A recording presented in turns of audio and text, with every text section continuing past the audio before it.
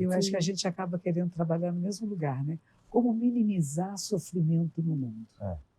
Como libertar as pessoas de dores e sofrimentos, de tornar uns seres íntegros, né? Que possam apreciar a si mesmos e a vida.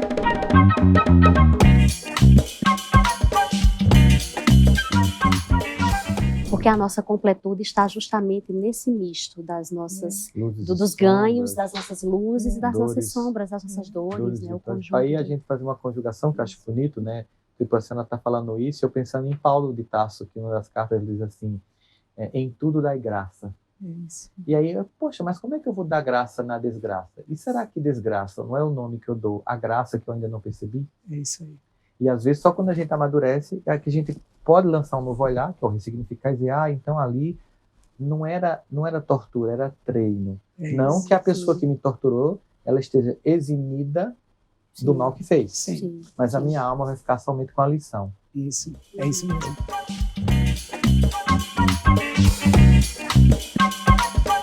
Olá, sejam bem-vindos a mais um Zen Quando Dá. Eu sou Rossandro Klinger, casado com Janine. Janine Lima, casada com Rossandro. Começamos esse projeto que a gente começou a cantar, eu estou com música, ela é cantora, eu sou back vocal.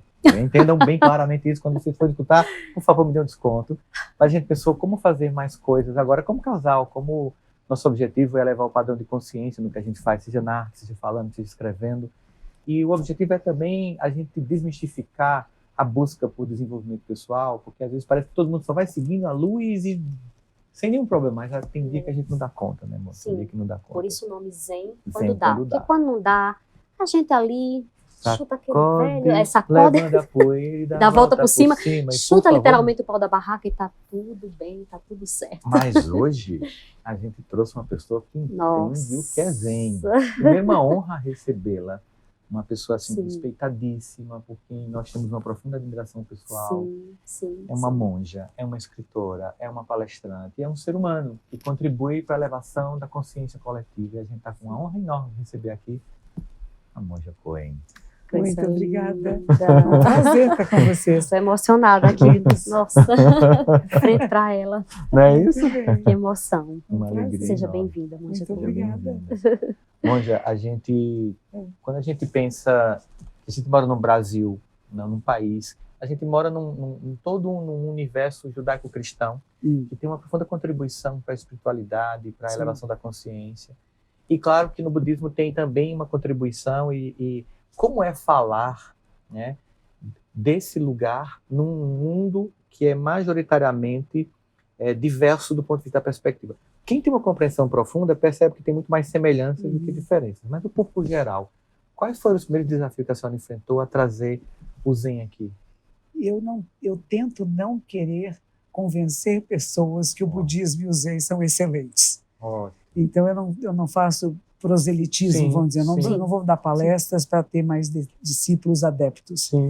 Pelo contrário, como fazer o que vocês dois falaram, como que a gente faz para que o maior número de pessoas acorde, desperte. E a palavra Buda quer dizer isso, aquele que despertou. Então, como provocar as pessoas para o acordar, para o despertar da consciência, uma consciência maior, que eu digo que é sair da primeira pessoa do singular para a primeira do plural.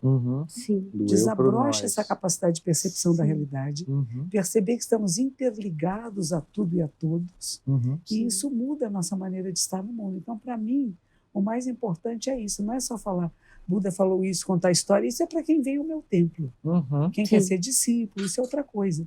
Mas para o grande público em geral, mesmo os livros que eu escrevo, eles não são livros de teoria budista, ou nem de indução à pessoa que venha para o budismo. E muitas pessoas vêm agradecer. Dizem, a senhora me ajudou muito. Eu falei, não fui eu, foram os ensinamentos. Eu apenas transmito ensinamentos milenares, torno ele facilitado uma língua portuguesa da nossa época, para que entendam coisas simples que estão em todas as grandes tradições espirituais da humanidade e nas grandes filosofias. Né? Esses dias recebi uma senhora que mora no Canadá, uma psicóloga, chama Yaya de Andrade, e ela trabalha com traumas, grandes traumas. Tem um trabalho na Cruz Vermelha Internacional, e ela fala de psicologia budista, que é uma coisa que as pessoas não conhecem muito. Mas por quê? Porque ela usa alguns conceitos budistas, por exemplo, nada fixo, nada permanente. É o primeiro conceito, nada é fixo, permanente. Então, a pessoa perceber, estou passando por um sofrimento, não é fixo, não é permanente. Sim. Segundo, tem uma outra expressão, mente de principiante. Olhar para o mundo como se fosse a primeira vez, como uma criança. Sim. O que está acontecendo hoje? O que está acontecendo comigo? Que facilita o processo da cura, né? E ela vai usar alguns conceitos budistas na sua terapia. E ela diz que tem funcionado excelentemente. Não é interessante? Fantástico. Ela passou 2 dias aqui em São Paulo, conversei brevemente com ela na PUC, depois no Rio de Janeiro, no Rio Grande do Sul. Foi muito rápido.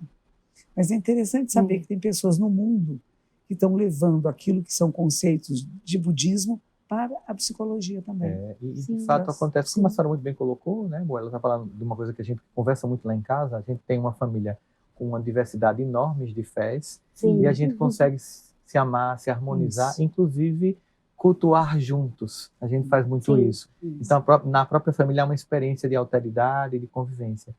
E quando a senhora falou, ela está fazendo isso no budismo, de fato você pode fazer isso a partir da Torá, da Bíblia. A gente consegue ver que aqueles conceitos, eles realmente têm uma perenidade, uma transcendência. Isso. E um dos psicólogos que primeiro fez esse contato com o budismo é um psicólogo que fez um conceito incrível que ele desenvolveu, chamado Greenwood, chamado de bypassing espiritual.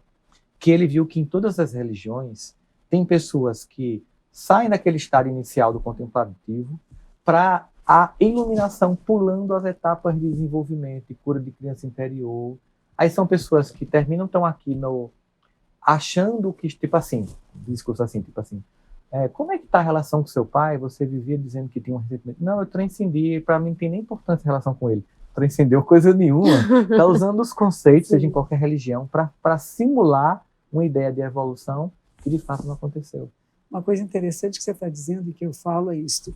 As práticas meditativas, os retiros muito intensos, eu digo que é como se fosse um corte na vertical. Então, você pode, em 5 dias, 10 dias, você ter uma sessão, a ascensão ao nível superior de consciência, mas você não resolveu as camadas intermediárias. E nós precisamos de terapia. Porque a pessoa acha, já estou iluminado, já resolvi tudo, como você diz, não resolveu não. E aí precisa, eu não sou terapeuta, eu falo para eles, eu não faço isto. Eu levo vocês a perceber que é possível acessar um outro nível de consciência. Mas as camadas intermediárias, vocês não vão tratar comigo, não. São com terapeutas, são pessoas especializadas. Ou pelo menos você encarar o desafio de fazer uma autoanálise profunda. Isso, perceber que está precisando de apoio em outros níveis, né? Porque é muito rápido mesmo o que pode acontecer. Porque a gente senta em meditação numa sala com outras pessoas que facilitam você aguentar ficar em silêncio olhando para uma parede. O ambiente está ajudando ali, né? Porque se olha para o lado, está quieto, olha para o outro, está quieto, fica quieto. Então facilita o grupo. Eu faço algumas palestras, algumas coisas, mas dói o corpo. Mesmo numa cadeira confortável, se você ficar 14 horas por dia sentado numa cadeira, vai doer, vai incomodar. E aí a pessoa quer ir embora e a gente fala, não vai, fica, porque vai mudar. A gente, cada meia hora, 40 minutos, caminha um pouquinho, depois senta de novo. As refeições geralmente são feitas sentadas na posição de meditação. Então, o corpo vai reclamar. Isso é interessante para nós, porque a dor é um foco muito importante. Porque quando está doendo, eu paro de ficar pulando de pensamento para pensamento, que eu só penso, vai estourar minha perna, vai arrebentar minhas costas. Ela ajuda a foco. Então, em vez de querer fugir da dor, é entrar na dor. Aonde está doendo, o que é dor, como é que ela começa, ela é quente, ela é fria, e o que você faz para relaxar na dor. Eu tinha feito balé clássico antes de começar o Zen, e para mim ajudou muito, porque numa aula de balé dói muito. Dependendo da professora que a gente tem, eu tinha uma professora, era em Los Angeles isso, que era as posturas, ela dava aula para profissionais, eu não era profissional, e era da linha russa. Então, cada exercício eram 40 vezes, não é 8 vezes. Então, a perna começava aqui, depois estava arrastando pelo chão. Mas a gente aprende a lidar com a dor. Então, não é brigar com ela, não é querer que não exista, mas é oxigenar as áreas do corpo que estão em tensão. Porque a dor tem a ver com a tensão muscular, que vai mandar um aviso para o nosso nervinho, né, que vai chegar aqui e dizer, está doendo, para com isso. Mas a gente tem que saber os limites também, né? Então, que não vai machucar o corpo, que não vai ferir, mas que você suporta, às vezes, mais do que pensa que suportaria. E o grupo facilita. E com isto, o foco é mais rápido de acontecer. É ajustado ali. Porque você ajusta, eu preciso resolver essa dor. Eu lembro que num dos retiros que eu fiz, eu nunca tinha feito yoga, não sabia o que era pranayama, que é o trabalho respiratório, e eu comecei a fazer o que mais tarde vim entender como pranayama. Porque estava doendo tanto que eu comecei a imaginar uma partícula, uma molécula de oxigênio que eu estava respirando, ela estava entrando pelos meus pulmões no aparelho circulatório e ela estava indo até lá pelo aparelho circulatório, até o lugar que doía. E para isso eu tinha que fazer uma respiração especial. Então eu inspirava devagar e soltava devagar, porque quando dói, acelera, né? Acelera. Não deixar acelerar. Eu falei, olha que interessante, deu certo. Que engraçado. Sabe que combate pânico, sim, ia perguntar, né?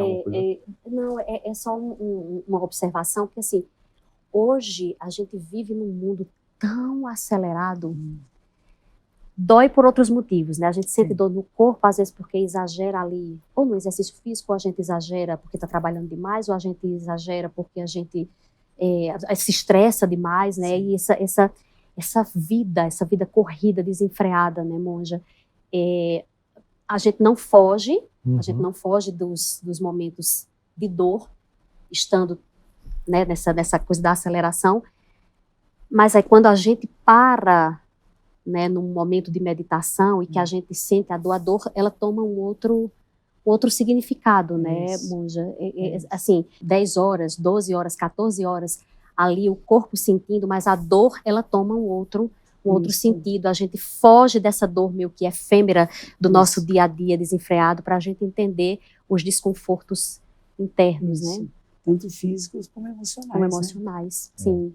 Como emocionais. Nós tivemos uma vez lá em Los Angeles, ainda onde eu comecei, uma senhora que o filho tinha dado de presente para ela, era católica, apostólica romana, e o filho deu de presente para ela um retiro de 8 dias. Sim. E essa senhora ficou no mesmo aposento que eu ficava, nós dormíamos ao lado, mas ninguém olha para ninguém, ninguém conversa. Ela rezava o terço e eu fazia prostrações até o chão. Isso era a nossa relação no quarto, era essa. E quando terminou o retiro, eu falei para ela, escute como foi, né? E ela disse assim, teve um momento que eu achei que não aguentava. Estava doendo tanto, era tão desconfortável, que eu pensei, eu vou embora. Aí eu me lembrei de Jesus de Nazaré. O que ele suportou na cruz, as dificuldades que ele passou. E parece que quando eu pensei nisto, a minha dor mudou de nível. Ela estava lá, mas ela não era importante. Você veja, através da fé em Jesus, ela conseguiu, no mosteiro budista, dar uma virada de chave. Está doendo, mas eu ofereço essa dor ao mundo. Se ele ofereceu a sua vida ao mundo, por que eu não ofereço uma dorzinha na perna, nas costas, para a humanidade? E ela, foi a virada que ela deu. Você vê o caráter pedagógico da vida em tudo, porque uma das coisas, por exemplo, na psicologia, que a psicóloga do Canadá, que você estava referindo, de trazer os conceitos budistas, uma das coisas que mais ajuda na psicologia é ressignificar. Ressignificar é dar um outro sentido à dor. No caso, a metáfora do corpo, de respirar e fazer, não está doendo a perna, calma, calma. É justamente isso, ok, aquela ferida está lá, eu não posso negá-la, porque eu não posso enfrentar uma dor que eu estou negando. Seja porque eu estou fugindo, estou me embriagando, estou achando uma minissérie atrás da outra, estou usando droga. Qualquer tipo das rotas de fugas que o ego faz para poder fugir de encarar. Né? Também encarar não é ficar na tortura, mas ok, o que a vida está me ensinando?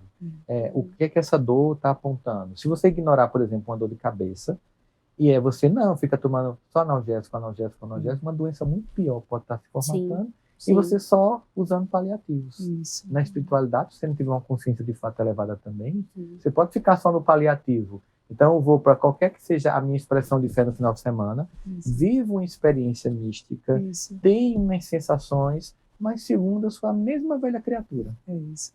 Acontece, né? Você falou uma frase interessante que essa senhora Yaya de Andrade falou.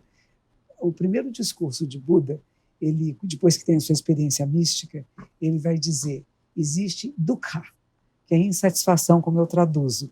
Ela diz, não, eu traduzo diferente. Dukkha quer dizer não encarar. Não quero encarar as dificuldades da vida. Que a gente vai chamar de insatisfação, não é como eu queria. Então vai dizer, tem causas para eu não querer encarar. porque nascimento, velhice, doença e morte pode ser causas de sofrimento, de insatisfação. Então, eu não quero encarar essas coisas. Ela disse, mas tem um terceiro estado, isso é o ensinamento de Buda, né? Sim. Que é o estado de nirvana, que é paz e tranquilidade, porque encarei. Sim. Porque reconheci.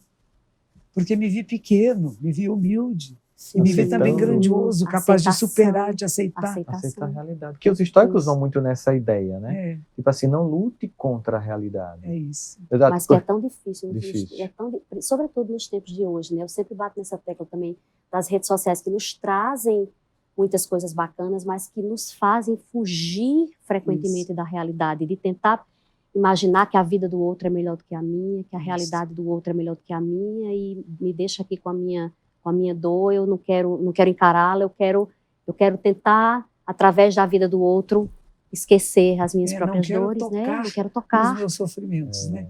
E ela que trabalhava muito com traumas, grandes traumas, assim, de enchentes, de alagamentos, etc., na Ásia. E ela disse que encontrou uma senhora que o marido tentou matá-la, mas ele estava com tanta raiva que furou os olhos dela, ela perdeu a visão. Então, com facadas, né? E ela disse que ela foi uma das pacientes que ela teve muito sucesso, porque ela chegou completamente arrasada, e ela falou assim, bom, vamos sair desse lugar? Você lembra desse lugar, lembra da dor, do sofrimento?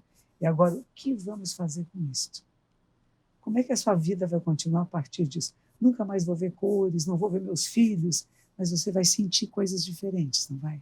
E ela se formou, fez uma faculdade, aprendeu braille e se libertou, não ficou parada no trauma. Ressignificou. Você vê que essa coisa, ela disse, de algum modo, ela disse assim, ele tirou a tua visão do corpo, mas não da tua alma. Mas se você deixar, você também perde a visão da alma. Quando eu fico preso na dor, e claro, a gente tem um momento do luto, a gente tem o direito de reclamar. O que a gente não deve é estacionar nesse lugar.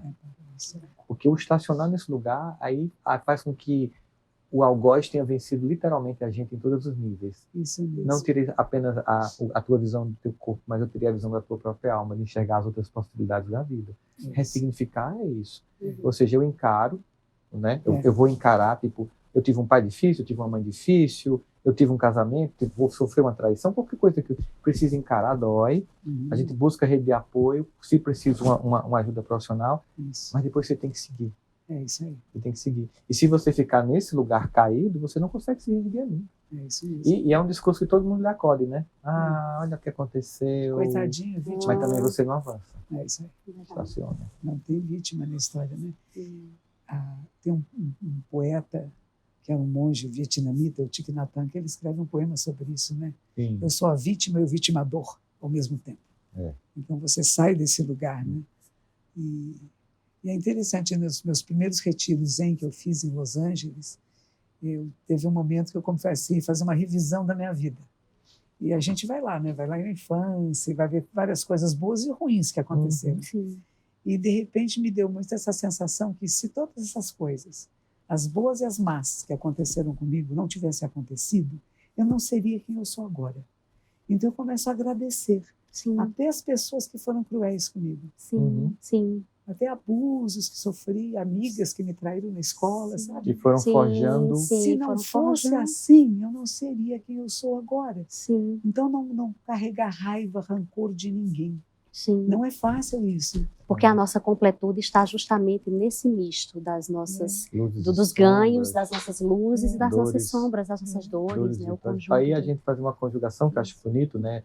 Tipo, a senhora está falando isso, eu pensando em Paulo de Tarso, que uma das cartas diz assim, em tudo dai graça. E aí, poxa, mas como é que eu vou dar graça na desgraça? E será que desgraça não é o nome que eu dou, a graça que eu ainda não percebi? É isso aí. E às vezes, só quando a gente amadurece, é que a gente pode lançar um novo olhar, que é o ressignificar e dizer, então ali não era tortura, era treino. Não que a pessoa que me torturou, ela esteja eximida do mal que fez. Mas a minha alma vai ficar somente com a lição. Isso, é isso mesmo. O que eu aprendo com isso, o que eu aprendi com essa situação. Senão eu não via a solução. Né? Às vezes o pessoal diz que está em depressão, não consigo sair da depressão. Eu até brinco com meus alunos, a gente anda na rua Eu moro agora num bairro que é Pompeia Perdiz, é cheio de altos e baixos. Sim. Eu falei assim, agora eu vou para a depressão. Passei da depressão. Agora eu vou para um estado superior de consciência, agora eu desço. E a gente percebia que é assim mesmo. Isso, a Agora, vida se eu parar no lugar lá embaixo e dizer, não tem saída, vai ter que fazer um esforço. Sim. Às vezes você não vê a luz no fim do túnel porque não chegou na metade do túnel. Sim. O túnel pode ter uma curva. Então perceba que sempre haverá alguma coisa que pode estar esperando adiante se você continua a jornada. Sim. Nós tivemos em setembro, o Setembro Amarelo, me pediram até para ir na Polícia Federal do Rio de Janeiro para falar, porque muitos policiais se matam. E, claro, vivem num grande sofrimento, uma pressão emocional tão grande. E ser capaz de segurar essa barra. Lidando com tanta, na borda, ele dando muitas dores humanas. Eu falei que eu também tenho falado, eu até falei no militares, muitos se matando. Eles estão sempre vendo o lado que a gente nem desconfia. A gente sabe que na rua eles sabem onde tem todos os perigos, então eles estão sempre no estado de alerta. Né? Julgamento, equívocos, então tem toda essa construção. Crimes infantis, coisas terríveis. Sim. Então, vendo toda, vamos dizer, a parte mais feia nossa, humana, não é deles, né? Nossa. Quando aquele que não se controla, aquele que não teve a capacidade de uma educação, desenvolver uma percepção mais sutil da vida, que vai responder de uma forma muito rude, muito agressiva ao mundo, né? Muito animalzinho ainda, né? E a gente fala, bom, temos que até compreendê-los. Esses dias uma senhora que eu conheço, ela recebeu um desses golpes de telefone, de banco, não sei o quê, e ela estava muito aflita. Eu falei, reze pelo bandido. Não reze só para você, pela sua família, reze por aquela pessoa, ela é católica, né? Que também fez o mal, porque ele é vítima de uma sociedade violenta. O ato é errado, ele deve ser preso, claro, não estou falando que absolver nem nada disso, mas não sinta raiva. Entenda que ele faz parte de um sistema, e o sistema está errado. E para a gente mudar isto, é cada um de nós que tem que mudar. Como você falou no começo, estamos aqui para fazer a pessoa despertar. E Krishnamurti até diz assim, né, filósofo indiano diz assim, que não é nem saudável estar bem no mundo doente. É isso. Seria até egoísmo, tipo, eu estou bem e o mundo que se exploda. Pois então. Seria hipocrisia, na verdade. Né? Mas que muita gente, na verdade, tem, né? Não tem nada a ver com isso. A gente assiste na televisão tantas cenas de guerras. Como é feio. Os prédios caindo. Né? Eu falo, não é só mulheres e crianças que morrem. Morrem homens, morrem idosos, morrem bichinhos. Morrem animais, morrem plantas, morrem insetos. O oxigênio fica perturbado. Nós aqui recebemos influência de tanta coisa prejudicial, com cenas de guerra, cenas de violência, não é? Então não é só quem está lá, todos nós sofremos. Todos nós sofremos impacto. Temos que ir um pouco contra essa indústria da guerra, porque tem pessoas que estão enriquecendo com isso. Pessoas que são como nós. A coisa é essa, porque a gente já são monstros, não são seres humanos como nós, que estão preocupados com o seu lucro pessoal e não percebem o crime que estão cometendo. E se a gente pensar na lei do karma, que é uma coisa que o budismo fala muito, estão criando um karma tão perverso para si mesmo, que vai recair, não é rogar praga, não, que vai recair sobre eles. São seres queridos, seus amados. Pois então não tem jeito. Nós vivenciamos isso, a gente sentiu bastante, muito forte. Agora em fevereiro, quando a gente foi para o Malau, quando a gente foi para Dzaleka, né? Quantos e quantos refugiados vindo ali da República Democrática do Congo, órfãos, mulheres que perderam seus maridos, né? Crianças ali, bebês, né? Que foram, enfim, resgatados em situações das mais violentas possíveis, né? E a gente sabe os prejuízos da guerra em relação a uma série de fatores, sobretudo essa sociedade, né? A nossa sociedade, o desenvolvimento dela e essas crianças, sabe, qual o futuro dela? Porque a gente tem, por exemplo, a Fraternidade Sem Fronteiras, que é essa ONG assim fantástica. A gente tem muitas organizações não governamentais, pessoas que fazem, que estão ali no dia a dia, Médicos Sem Fronteiras, quantas e quantas organizações ali trazendo para junto, mas quantas e quantas crianças, quantas famílias destruídas, destroçadas, o resultado da ganância que vem ali a guerra, que vem por uma ganância, pela sede de poder, né, monja? Isso, assim, não só a gente que entendeu um pouco do sofrimento real, dos prejuízos de uma guerra, mas assim, o quanto o mundo precisa olhar com mais, sabe, com mais atenção, compaixão e ação para situações como essa. Você vê que nós temos pouquíssimas notícias do Congo, pouquíssimas notícias da África. A gente fala isso são sempre, negros, né? Está em guerra a gente o tempo fala todo isso e não sempre. se fala nada. Verdade.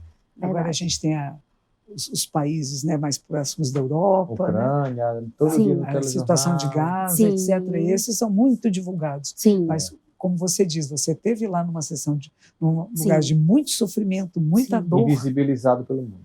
Invisíveis para o mundo.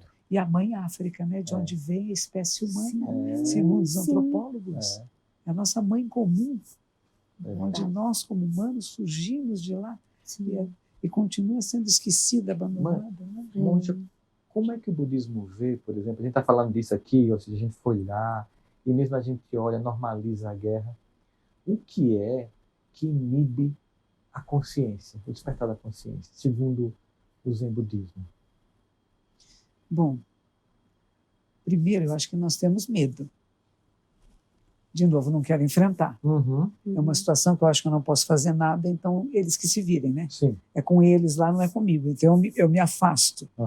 Quando, na verdade, é impossível afastar, porque nossos olhos estão vendo, nossos ouvidos estão escutando. Não se desvê. E a gente está sentindo. Então eu vou fugir dessa realidade e, como você diz, vou ficar vendo filminhos, vou ficar fazendo joguinhos. As distrações. Vou me distrair para não pensar nisso que é tão pesado. Sim. Outros caem em depressão profunda, que é outro estado, né? Então eu estou muito triste, o mundo não tem jeito, a humanidade não presta, eu não quero mais viver, alguns se matam e outros se trancam no quarto, ficam tomando remédios e drogas para dormir, devagar. se matando devagar, porque eu não quero participar. O importante é que a gente participe. De alguma forma a gente se une a algum grupo. Nos Estados Unidos teve um monge zen budista que ele criou uma ordem que ele chama Zen Peacemaker, Zen dos Fazedores da Paz, onde eles acham importante ser witness, testemunhar a dor e o sofrimento. Como vocês foram fazer lá também, né? Eles dizem que às vezes é importante você apenas ouvir. Essa é uma coisa que essa Yaya trabalha muito. Eu não vou dizer ao outro o que ele tem que fazer, mas eu vou ouvi-lo, vou entendê-lo. Diz que tinha um iraquiano que tinha saído do Iraque e ele estava muito preocupado, a família ficou lá, estava sem contato com eles, e muito triste, muito ansioso. E ela disse, mas mande uma carta para eles. Ele disse, não, não posso mandar carta, porque a família pode ser presa, morta por causa disso. Ela disse, de qualquer jeito, escreva a carta para eles. E ele escreveu, relutou, mas escreveu. E chegou na sessão seguinte com ela e disse assim, eu vou ler agora, ela falou assim, leia a carta para mim. Mas a senhora não entende, eu falei, não tem importância, leia a carta para mim. E ele leu na língua dele, ela não entendeu uma palavra. Tinha momentos que ele ria, tinha momentos que ele chorava. E ele saiu de lá aliviado, porque alguém me ouviu. Sim. E é isso que eu falo de terapia, de cuidado, você ouvir o outro. Não é dizer, faça isso, faça aquilo. Eu não posso falar isso para nenhum aluno meu. Case, não case, saia do emprego, não saia do emprego. Mas ouça o que você está falando. Ouça o seu mais íntimo. O que realmente você quer? Em que direção você quer ir? Você sabe que o CVV, por exemplo, uma das coisas que ajuda muito, quando você está, por exemplo, com a ideia de atentar contra a própria vida, você está no que a gente chama em psicologia de monoideia, ideia única, repetida. Tipo, as clássicas, ninguém vai sentir minha falta, eu sou um peso no mundo, eu não suporto a vida. 3 que ficam... No momento que você liga para você viver, você pela primeira vez vai se escutar dizendo isso. E quando você se escuta dizendo isso, você, opa, peraí, será que é assim mesmo? Então, se escutar dizendo isso é importante. Né? A gente teve experiência falando com o Patrick, que é uma das pessoas lá que trabalha no projeto da fraternidade, é um dos acolhidos, ele fala 11 idiomas, monja. 11 idiomas. E o Patrick, a gente perguntou, outras pessoas tinham perguntado, né? Mas é importante a gente vir aqui, a gente não poderia pegar esse dinheiro da passagem aérea internacional e mandar para vocês, além do que a gente manda? Foi o que eles falaram lá, porque chamou a atenção, né? A gente se emocionou quando ele falou, não, a gente precisa que vocês venham, vocês precisam, a gente precisa ser conhecido, a gente precisa ser visto, nós precisamos ser vistos. Então, a nossa alegria de ter vocês aqui com a gente é porque a gente está sendo visto e ouvido. Isso.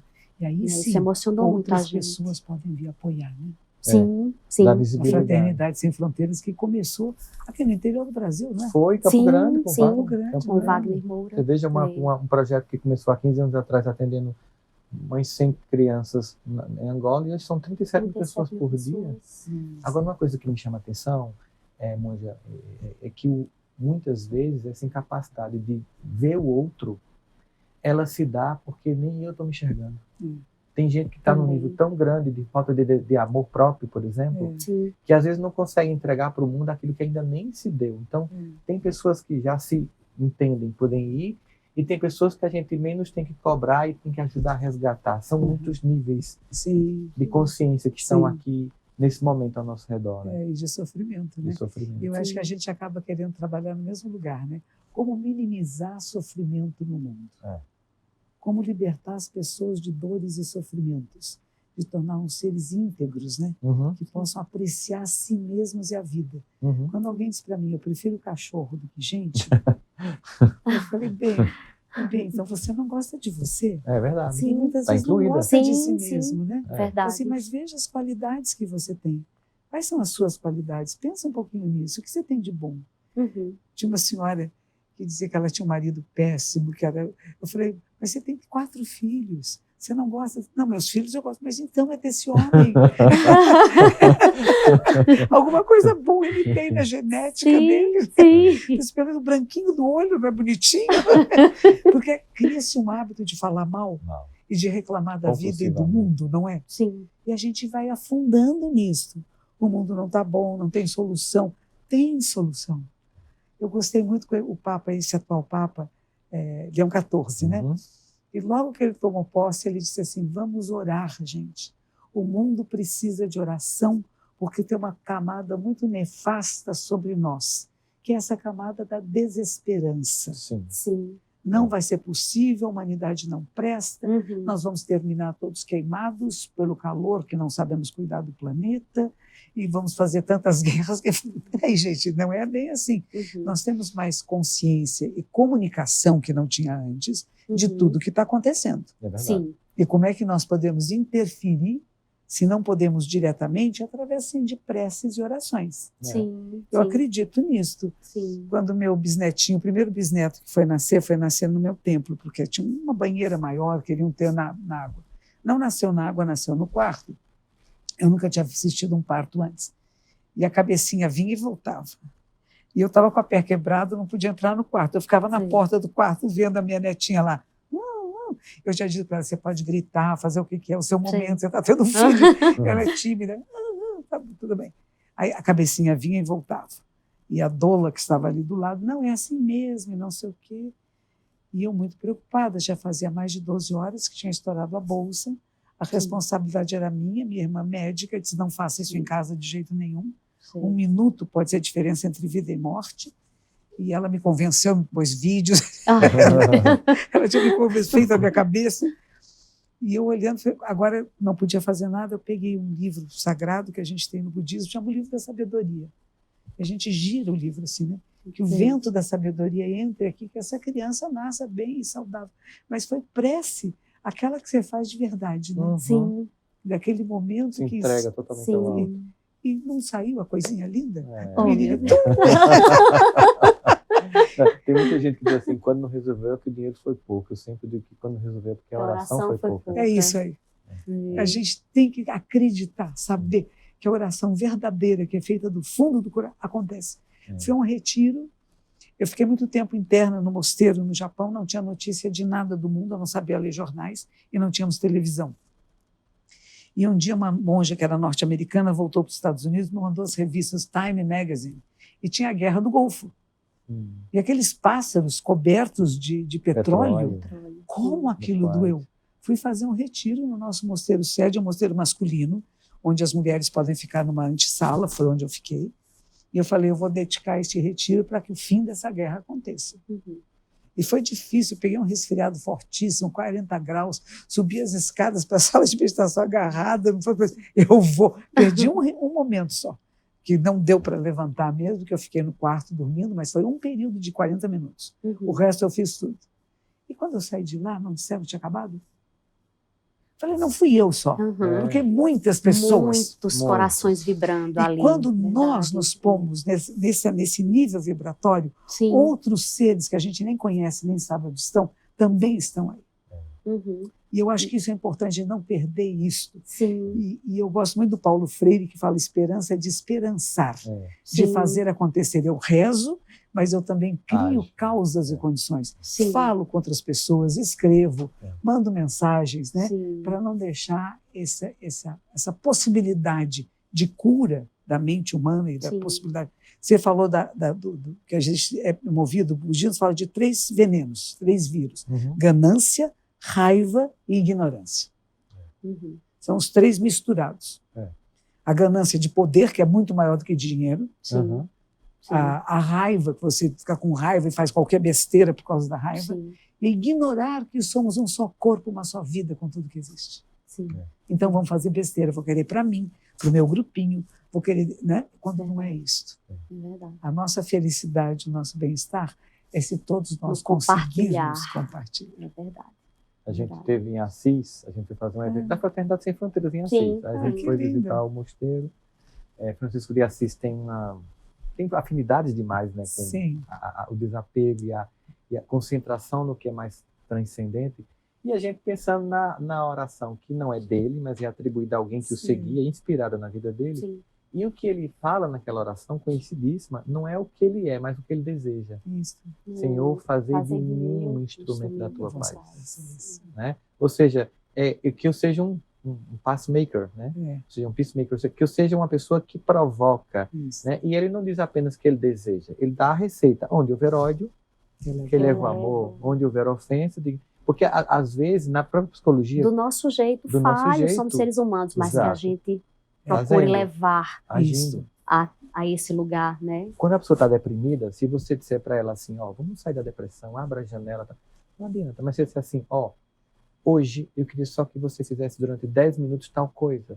Se eu transformar a grande meta de levantar do quarto e voltar à vida em pequenas metas, ou seja, onde houver ódio que eu levo amor, começar onde? Eu sempre digo que essa é uma oração importante de ser lida antes de entrar no grupo do WhatsApp de família. Ou do condomínio.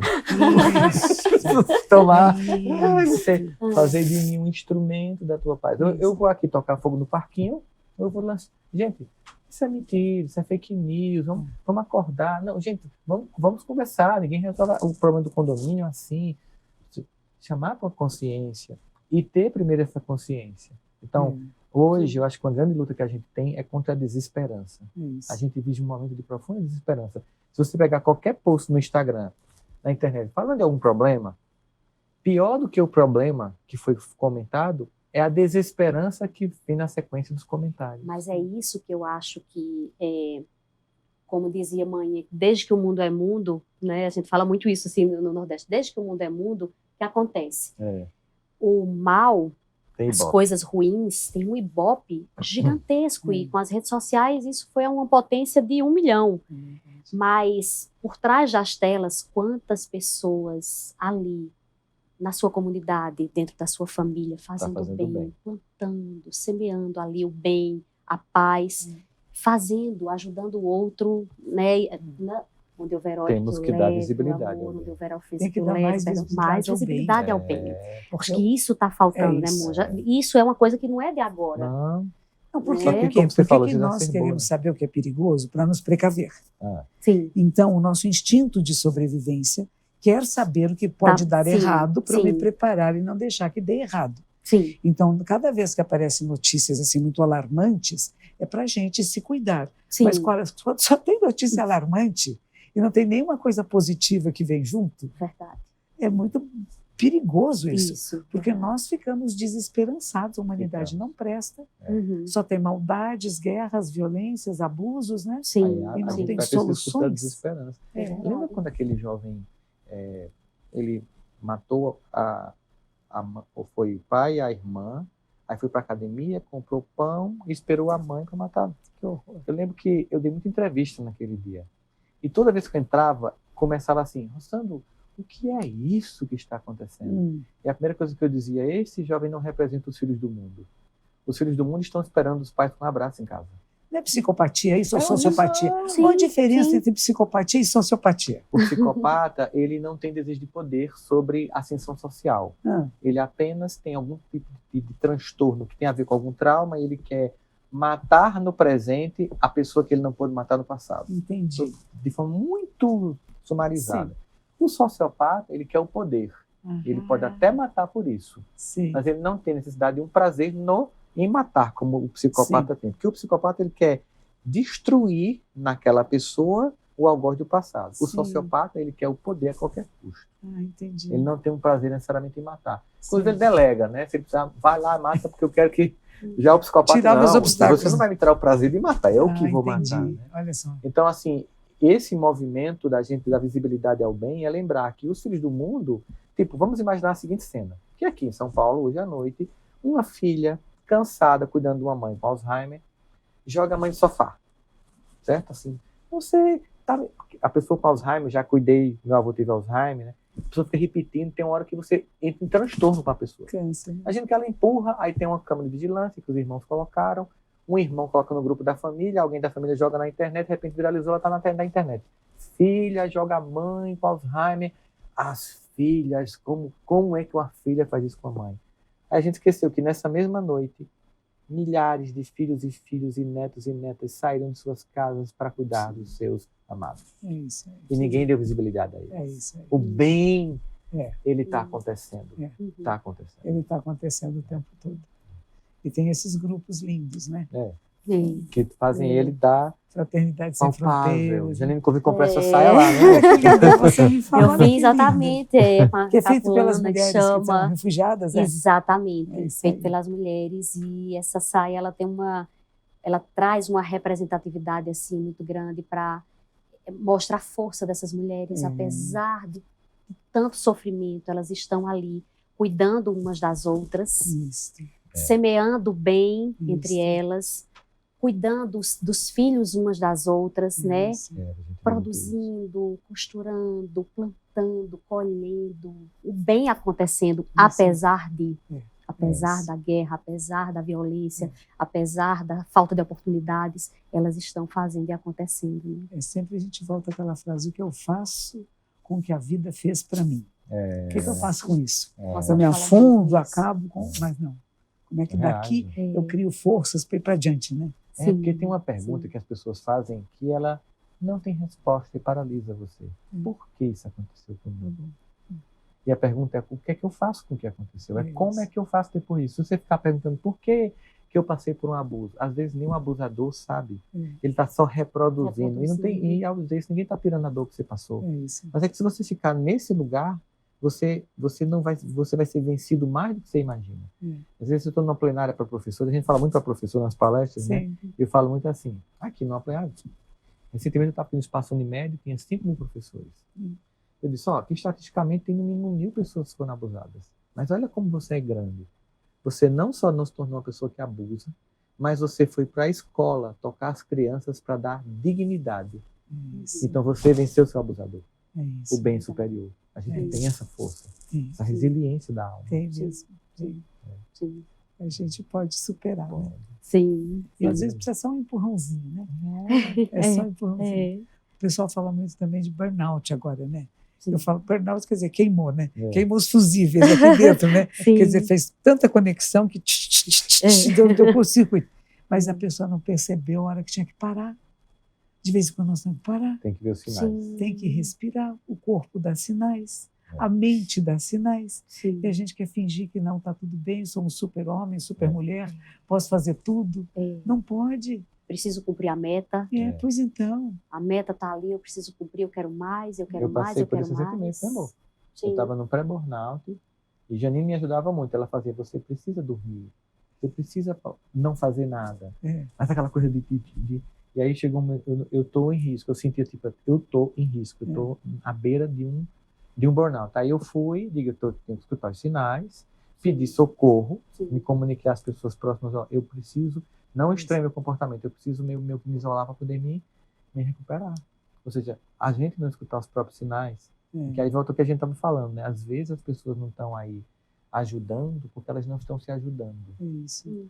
Porque elas... E outra coisa também, que é a ideia do mas o outro, que é uma coisa que a gente, quando trabalha muito com... Eu trabalho muito com perdão, escrevi 2 livros sobre perdão, é que tem gente que não perdoa, às vezes não é nem porque não pode, porque não quer perder o meu malvado favorito. Eu preciso de alguém sempre para culpar. Isso. Estou com 50 anos. Mas deu errado porque meu pai, aí volta lá pro pai. Pois é. É porque minha mãe, agora a moda é mãe narcisista. Porque a minha mãe era narcisista. A moda agora é mãe. Agora é moda. Sempre tem uns diagnósticos da moda. Agora a moda é mãe narcisista. Agora eu só não entendi porque minha mãe era narcisista. Por isso que minha vida deu errado. Então é assim. Sempre tem um diagnóstico para chamar de ser. E a responsabilidade pessoal? Sim. Como fica nesse capítulo? Né? A consciência que a gente tem que tomar é só isso. Então, a ideia da prática da meditação que eu procuro desenvolver nas pessoas é isso. Conhecer a si.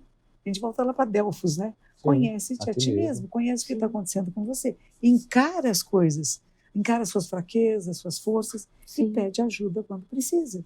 Porque se eu acho que eu estou bem, que eu não preciso de ajuda de ninguém, só estou fazendo besteira, não vai dar certo. Exatamente. Que vai entrar no burnout, vai entrar na depressão, que aí tem que tomar muito medicamento para sair, né? Começa a perceber, estou me trancando no quarto, não quero falar com ninguém, o mundo está medonho, está horrível. Peraí, pede ajuda, telefona para alguém, fala com alguém. Procura uma relação que possa tirar você desse estado e não para afundar mais. Mas, às vezes, a pessoa precisa chegar no fundo do poço. E é só quando chega no fundo do poço que vai dar um impulso para sair. Verdade. Mas para perceber que está no fundo do poço, como é que percebe? Sabe que uma vez a minha mãe casou com 16 anos, né? E teve um momento, estava numa dor muito profunda e tal. Ela chegou para... Ele era arcebispo de Olinda e Recife, mas esqueci o nome dele agora, muito, muito conhecido. Me fugiu o nome dele, mas daqui a pouco, quando vier, ela chegou e começou a falar que estava passando por muita pressão, era pressão no casamento, era pressão na família, era pressão no trabalho. Ele fez: que coisa linda, minha filha. Porque assim, impressionado por todos os lados que os foguetes sobem. Não que você escuta isso, você não acha legal, não. Mas depois você entende. De fato, essas pressões te movem. Helder Câmara. Não, Helder Câmara. Não, Helder. Isso. De fato, muitas vezes isso é que acontece. Ele é aquele homem que tem uma sabedoria tão grande que uma vez encontrou uma pessoa e disse: não, Helder, filho do não sei o quê. Ele faz: fala, meu irmão. Chamou o outro da mesma coisa de forma elegante. Né? Ou seja, mas no fundo é que o fundo do poço ou a pressão, às vezes, é a última estratégia do sagrado para nos mover. É isso. A dor como o último recurso pedagógico da alma. É isso aí. Que a gente visualiza em várias circunstâncias, né? E que a gente começa a mover. Dom Helder, eu lembro de uma história que foi um padre beneditino que me contou, que um ladrão entrou na sacristia onde ele morava e que ele ouviu um barulho na cozinha, ele desceu e disse para o ladrão: nossa, você é como eu, gosta de comer no meio da noite, vou fazer um omelete. Fez o omelete, o amigo ficou bem assustado, comeu o omelete, disse: sabe, vou aproveitar, vou te dar umas coisas para você levar para sua casa, você pode fazer lá também. Encheu a marmitinha dele, uma sacola de comida, e deu para o homem. Esse nunca mais roubou, nunca mais assaltou ninguém. Veio se tornar um discípulo dele, um devoto, porque foi visto como um ser humano com fome. Foi visto. O que estava por trás daquela violência era uma violência que antecedeu aquele assalto, que é uma sociedade que roubou dele a dignidade. Isso. Sim, e ele devolveu ao olhar. É muito bonito. É bonito isso, né? Quando a gente olha o outro, tem uma frase de Freud, né, que é atribuída a Freud, que é incrível a força de uma pessoa que se sente amada. Como também é incrível a capacidade de se recuperar alguém quando é visto. Eu te enxergo. No dia de um luto, por exemplo. Janine já passou por isso, eu já passei por isso, a senhora também já passou. Aí tem uma hora que a gente tá assim, é uma dor absurda. Mas às vezes só uma pessoa vai assim: tô aqui. É isso. Eu tô vendo. Eu não tenho uma palavra mágica, uma solução, mas eu tô eu conheço uma história assim, de um monge no Japão, que ele trabalhava com o pai, um dos velórios muito intensos. Quando morre a irmãzinha dele, ele fica desesperado, chorando muito. E chega um coleguinha de jardim da infância, encosta o ombro no ombro dele, chora um pouquinho com ele e fala: o que fez? como você falou, toque, estou junto com você. Sim. Vai ficar bem, vai passar, ela está num lugar melhor, nada disso. Essas frases que são horríveis. Meus pêsames. Eu te vejo, eu vejo tua alma, eu vejo a tua dor, né? Eu Isso. enxergo a tua dor. Estou com você, estou junto. Sim. Não é? E a gente está precisando tanto desse enxergar-se, né? Hoje, por exemplo, parte da dor que existe no mundo. Renato Russo, ele tem uma música que eu digo que ela é profética, que é a música Há Tempos. Porque ele faz assim, que no mundo de hoje, que tudo é muito, muito possível, eles parecem cocaína, mas é só tristeza. E muitos temores nessa sociedade, que está todo mundo no seu celular, inclusive em casa, ignorando os filhos, reclamando que eles estão com o celular, mas os adultos também estão. Muitos temores nascem do cansaço, da solidão. E uma sociedade inteira entre descompasso e desperdício. E eles assim, disseste que se a tua voz fosse escutada, ou seja, se tu fosse visto, acordaria não somente a tua casa, mas a vizinhança inteira. E nessa sociedade em que tudo é questionado, tudo não presta, nem os santos sabem ao certo a medida da maldade, e por isso há tempo são os jovens que adoecem. Mas ao mesmo tempo ele não fica só no diagnóstico, ele também convoca a uma cura. Mas meu amor, disciplina é liberdade, compaixão é fortaleza. Ou seja, às vezes parece uma grande disciplina é liberdade, liberdade, e compaixão é fortaleza. Fortaleza. E aparece assim, como é que na mesma palavra, na mesma frase, que licença poética colocar disciplina e liberdade. Mas só quem tem disciplina de fazer o que tem que ser feito terá liberdade de ser quem deseja. Isso. Então, mas a gente tem que ser visto, os jovens têm que ser vistos, tem que ser escutado. Recentemente teve uma jovem na escola aqui em São Paulo, que ela fez uma redação contando que chegou em casa, chegou para os pais e fez assim: pai, mãe, eu vou encontrar com um homem de 50 anos lá no Ibirapuera. Aí os pais, ai, que legal, filha. E a gente vai se encontrar lá, eu comecei a encontrar ele na internet. Ele é gente boa? Porque os pais estavam no celular, eles não estavam escutando ela. E a gente está planejando ir para o shopping, quebrar a vitrine lá no shopping Guatemi. Aí vocês vão se divertir? Ou seja, aí quando acontece uma tragédia nas famílias, não entende que você não foi visto. Não foi ouvido, não foi ouvido, não foi percebido. A invisibilidade que acontece de várias formas. Existe. É as pobres crianças ricas. Verdade. Mas eu aposto muito nas novas gerações, viu? Também. Eu fico muito ofendida quando vou no lugar e falo assim, essa geração de jovens não está perdida em nada. É a continuidade da nossa vida. Sim. E não pode comparar com a minha geração, que já é mais antiga que a de vocês, né? Nem dos meus avós, nem da minha filha. É a geração seguinte, a minha neta, meus bisnetinhos, agora com 11 anos. É uma coisa linda de ver. São gentis, são cuidadosos, e são moleques, e brincam e brigam. Mas que maravilha, porque a vida é na continuidade e chega num outro momento histórico de toda essa capacidade de tecnologia que eu não tinha. Eu datilografava numa máquina que nem elétrica era. Eu fiz curso nessa Olivetti, viu, irmão? Parece assim, esse dele, o dele de vez em quando entrava no meio, sangrava. Nossa, né? Não era. Então, e de repente eles estão vivendo com uma sensibilidade de toque. Porque os novos equipamentos, se você não tocar com cuidado, ele vai repetir a letra. Então estão ficando mais sensíveis no tato. E esses joguinhos que fazem, a única coisa que eu acho que é ruim nos jogos é o exterminar. Por que não é superar dificuldades? Aprender uma nova língua. Tinha um senhor que também veio do Canadá, ele falava nisso. A gente quiser uma cultura de paz, nós temos que modificar o conteúdo do jogo, não é o jogo. Não é o jogo que perturba, não. É o conteúdo. Estava lá meu netinho, meu bisneto, brincando um joguinho desses, e de repente ele falou, aquele personagem sou eu. Eu falei, legal. Eu falei, mas ele morreu agora. Ah, mas renasce. Eu falei, peraí, não é bem assim, não. Não é tão simples a vida, não. E aí ele sugeriu uma ideia de uma moça que ela era da Índia, de uma família tradicional que a mulher não pode estudar, não é nada, e ela quer ir para a faculdade. Então ela tem que superar os obstáculos, convencer os pais, os religiosos, a comunidade, que ela pode chegar à faculdade. E ela vai ter muitos obstáculos. Ela vai cair, não vai conseguir, mas vai tentar de novo. É o mesmo estilo de a minha atenção e os meus dedos funcionam em plena comunicação. Então, eu tenho foco, tenho atenção para atingir meus objetivos. Eu posso usar isso de forma positiva para desenvolver uma capacidade de foco e de atenção para chegar onde eu quero. E não para matar e morrer. Sim. Porque nós estamos criando assassinos, então. Sim, é uma gamificação da paz. Porque a gente hoje tem uma gamificação que provoca guerra. Né? Verdade. O que falta, o que a gente sente falta hoje com os jovens, né, é esse senso de orientação. É a presença, não só dos pais, mas de quem está ali ao redor desses jovens para orientá-los, vê-los na sua integridade e norteá-los. Mas a gente tem uma geração muito bonita vindo aí. Então a gente tem gente linda vindo aí, É. maravilhosos, grandes compositores, músicos, com poetas. muita sensibilidade espiritual também, né? Também. E uma geração que está mais preocupada, a Tamara Klein, que vai viajar sozinha de barquinho, que ela chama de sardinha, né? É uma menina que navega pelo Ártico, por tudo, Sim. e ela manda mensagem para a vovó. Vovó, eu sei que deixei você preocupada, mas está tudo bem, vovó. O urso só desembrulhou o meu barco salva-vidas, mas está tudo bem. Nossa. Mas é de uma ternura essa menina, de uma doçura, que é maravilhoso. E é jovenzinha viajando pelo mundo, e tem tanta gente fazendo coisas bonitas, né? Sim, sim. E a gente não dá atenção, só vai prestar atenção naquele que fez coisa errada.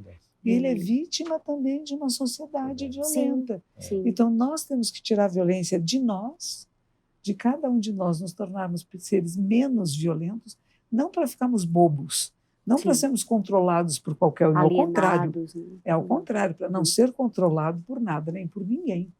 Mas você tem controle de si mesmo e escolhe as suas respostas ao mundo. Então, não reaja ao mundo, mas responda ao mundo. Escolha o que fazer. E poder passar isso para as gerações futuras. Sim. Vamos brincar juntos, né? Vamos jogar bola juntos e perceber que precisamos de times se opondo, mas que são amigos entre si. Quando a gente vê o jogo de futebol hoje, né? Os jogadores mudam de camisa. Os torcedores não mudam de time. Querem matar do time oposto. Gente, né? Então, expandir um pouco essa percepção que gostoso é ver bom jogo, bons jogadores. Fez uma jogada bonita, a gente aplaude mesmo que seja o inimigo, né? Seja o adversário. Porque adversário não é inimigo. E a vida, a gente pensar que vou viver sem uma sociedade que ninguém compete com ninguém, não é verdadeiro. A gente tem em nós. Eu percebi um dia, eu fiquei muitos anos sem nadar, eu gostava muito de nadar, fui ser monja, não nadei por 30 anos, aí resolvi ficar numa piscina pública, depois de alguns meses lá fazendo minhas nadadinhas, entro na piscina, entra um jovem, deve ter uns 20 anos do meu lado, eu comecei a competir com o menino. O instinto, né? Eu falei, que maravilha, eu vou chegar, eu vou pegar. Mas o que ele fez? Que eu nadasse melhor. Sim, então, esse tiro, eu não tentei afogá-lo. Não, Exatamente. não foi dar veneno para ele, não é? Eu quis, ele me provocou a melhorar a minha natação. Então, esse tipo de competição eu acho muito boa, que eu quero melhorar a mim. Para quê? Para eu ser melhor o quê? Para o mundo. Não para dizer eu sou melhor do que ele.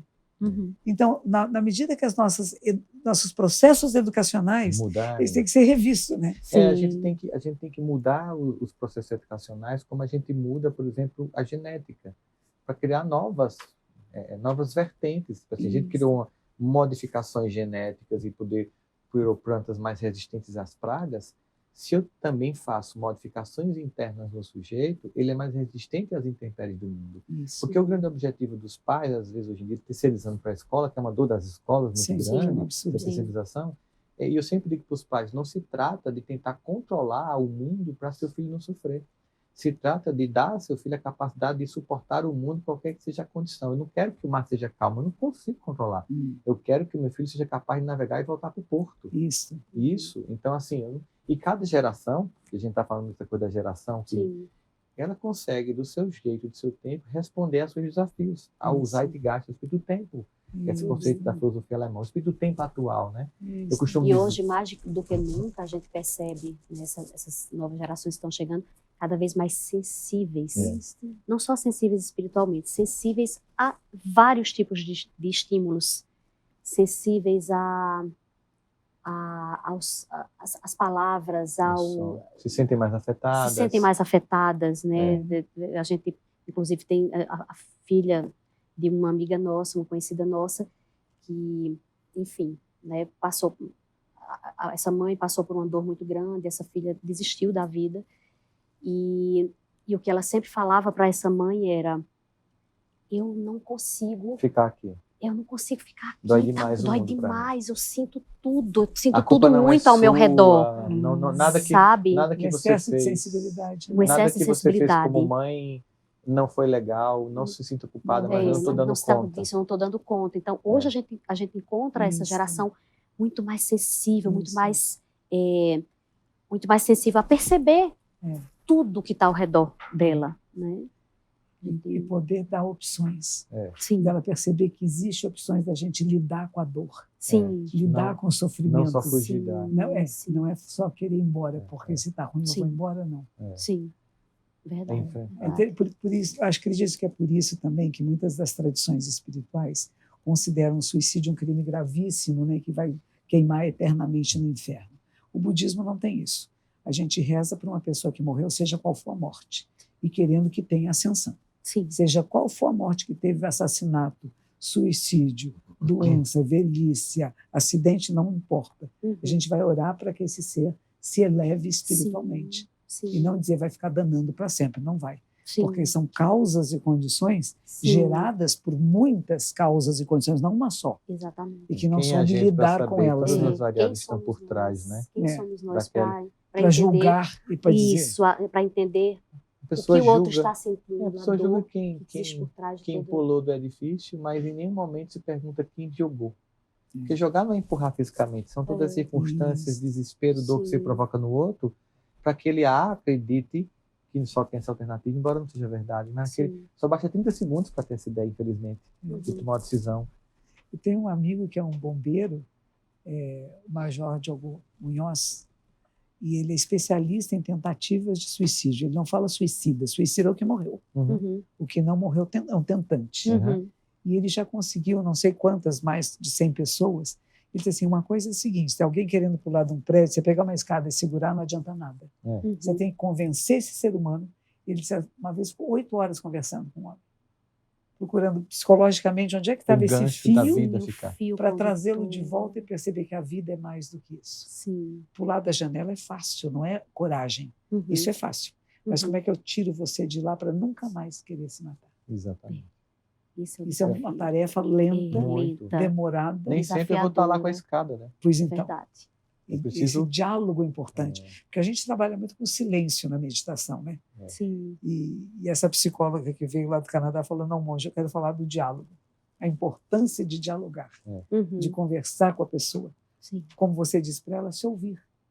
Não é eu que vou ouvir dar resposta para você, mas o meu ouvir muda o seu ouvir também. E quando a gente faz isso, eu não tiro você da ponte em que você vai se jogar, eu te ofereço uma ponte para você passar. Sim. Lindo, é isso aí. Sim. É diferente. É isso aí. A escuta, o olhar, a empatia é a ponte que a gente está precisando fazer. Igual aquela música, Like a Bridge over Troubled Water, né? Como uma ponte sobre águas turbulentas. É o que a gente é para quem a gente ama. É isso aí. Quando a gente está no dia de dor, eu lembro demais quando ligaram do hospital e falaram que minha mãe tinha falecido, me joguei no colo de Janine. Naquele momento, a minha esposa, ela estava sendo a minha mãe. Ela não ia ficar naquele lugar para sempre, porque ela é minha esposa, mas naquele momento eu precisava da dimensão dela maternal, porque ela já tinha feito, ela já tinha enterrado a mãe dela, ela sabia, como eu ainda não tinha experimentado, o que eu estava sentindo. Né? Então é essas pontes para o outro, esse olhar para o outro. É isso aí. Dizer. A gente fala também, a minha professora falava isso, a minha superiora no mosteiro, né? Que a gente fala muito que tem 2 margens, né? A gente pode estar na margem do sofrimento ou na margem do não sofrimento, mas que a gente tem que atravessar esse rio de nascimento, velhice, doença e morte. Tem que atravessar, que tem barcos grandes, tem jangadas. E às vezes a gente precisa de um barqueiro, alguém que diga, tem outra maneira de você vivenciar o que está passando com você agora. Tem uma outra margem. Tem pessoas que acham que não tem. Só tem a margem do sofrimento, da dor, da tristeza, né, do abandono. Mas tem uma outra margem. E então ela diz que tem que ter um barqueiro que vai dizer, tem uma outra possibilidade. E outra coisa é dizer assim, ela diz assim, eu quero ser sempre uma ponte, independente se as pessoas gostam da ponte ou não. Independente se elas urinam na ponte, se elas xingam que é uma porcaria de ponte, ou se elas vão agradecer. Mas eu sempre serei essa ponte. E as pessoas com quem a gente começa a travessia da ponte nem sempre são aquelas com quem terminamos a travessia, mas tem sempre alguém do meu lado E eu dar atenção para quem está perto. Sim. E não ficar me lastimando de quem ficou lá atrás. Sim. Porque muito fazemos isso, né? É. Aquela pessoa era tão boa, ela foi embora, mas quem está perto de mim agora? Mas funcionou Sim. até ali, né? Até aquele momento a jornada foi legal. Isso. Nem todas as separações são por raiva ou ruptura, são só São ciclos. bifurcou o caminho. Isso, Você foi é. para cá, Ciclos. você foi para lá, Isso. talvez a gente encontre ali. É. Nada a lamentar, só agradecer ao que foi construído até ali. O que pudemos fazer juntos, né? É. Por que nos encontramos, tivemos essa troca e o que levamos com isso, né? Sim, é verdade. Monja, eu tô com uma pergunta aqui, acho que desde o comecinho. Como começou essa história com o Zen budismo? Como começou? A partir de que tempo? Foi desde sempre ou a partir de quanto tempo? Me conta um pouco Eu acho que dessa eu história. sempre tive questionamento sobre a vida. Desde muito jovem. Minha mãe era poetisa e declamadora.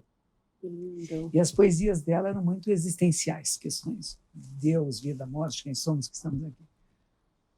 E isso eu já cresci nesse berço, né? Quer dizer, no berço mesmo. Sim. Ela dava aula de declamação e me punha no carrinho do lado e ficava embalando. Sim. Então, eu nasci ouvindo poesias e me questionando. Com 6 anos, ela me fez declamar, me ensinou, eu não sabia ler. Eu decorei 2 poesias até longas. Uma chamava O Moleque Bacurau, era a questão do menino preto, negro, que é excluído da sociedade. Os outros têm docinhos, ele não tem nada, ele acaba morrendo. Então, foi a primeira poesia, que era bem de nível social. E a segunda também, que era um menino loirinho, de olhos azuis, que vendia jornal na esquina, mas era analfabeto. E quando o pai dele comete um crime, ele não sabe que é o pai, não tinha fotos nos jornais antigamente, ele gritava: o crime de hoje, era o pai dele. Sim. Que tinha sido criminoso, não a vítima. Né? Então, são 2 coisas que mexeram muito comigo, com 6 anos de idade. Você decorar 2 coisas que falam da questão social de crianças. Sim. Mais tarde, eu tive um menino que eu encontrei, que eu dizia que era meu namoradinho, a gente ia ter 11, 12 anos de idade, e tinha umas meninas da escola comigo, ele me telefonou, eu fiz: meu namoradinho. E uma delas disse assim: mas ele é judeu. E eu falei: o que tem? Ninguém falava de ser judeu ou não ser judeu na minha família. Eu falei: mamãe, o que é ser judeu? Ela me deu o diário de Anne Frank para ler. E depois estava passando a peça de Anne Frank. Sim. Então, você conhecer a partir do personagem, que é mais ou menos da sua idade, da sua geração, Exatamente. e que está passando por isso, para você entender qual é a situação. Né? Então, as questões que eu tinha sobre Deus existe, o que é Deus, o que vocês estão chamando de Deus? Eu gostava muito de minha mãe, ela era uma educadora, mas ela acreditava em Deus. Eu falei: mas que Deus que você acredita, mãe? E nós íamos à missa, mas para a missa tinha que pôr vestidinho, tinha uma roupinha. Eu falei: então, a roupinha é importante para ir à missa? E a missa era em latim, que a gente só entendia it missa est, né? Que era o final da missa, né? E eu comecei a questionar, eu estudava em colégio de freiras, comecei a questionar, inclusive, a relação de algumas das irmãs. São seres humanos, e você, quando é jovem, você tem uma exigência da coerência do adulto, né? E não eram muito coerentes. Na minha casa também não eram muito coerentes com a maneira de tratar as pessoas que preparavam os alimentos e que não comiam a mesma comida. Então, eu comecei a questionar a minha mãe, a família, o que ela entendia de Jesus e que ela não vivia aqueles ensinamentos. E aí eu falei: eu não vou mais à missa. E ela disse: mas você, querendo voltar, você volte, você é livre para fazer o que você quiser, minha filha. E ao mesmo tempo, uma vez eu estava muito brava com ela e comecei a questionar: mãe, por que a gente fica com tanta raiva da pessoa que a gente mais gosta? Que história é essa de amor e ódio? Eu estava com raiva dela. Então, essas conversas estavam rolando na minha cabeça e aí eu comecei a ler. Tinha muitos livros em casa, uma família que gostava de leitura, e eu comecei a ler tudo que via, principalmente os livros que meu pai dizia: esses não são para você, claro, que eram os primeiros que eu fiz. O Crime do Padre Amaro era uma coisa muito grave, era Sá de Queiroz. Mas, enfim, eu comecei a ler com muita intensidade e comecei a ir também nas livrarias e comprar livros de Nietzsche. Foi um personagem que eu li, e que Deus está morto, assim falou Zaratustra. Eu não lembro uma frase desse livro, mas virou a minha cabeça. A minha maneira de pensar a realidade começou a ser modificada. E eu comecei a perceber que alguns autores, eu li os Upanishads, o Bhagavad Gita, então eu comecei a ler coisas que mexiam comigo e me faziam ter uma outra visão da realidade, um outro olhar para mim e para o mundo, que eu achei muito, muito interessante. E nessa jornada, eu acabei indo passar uma temporada na Inglaterra, onde todo mundo estava muito ligado com a Índia, né? A Índia foi colônia da Inglaterra, falava-se muito em meditação, e tinha a BBC tinha uma sequência de filmes sobre Jung. Jung era muito lindo, né? Eu achava ele muito gostosinho. Sendo bem, dizem né? que ele foi bem pegador na época dele, que era um bonito, né? Era muito lindinho.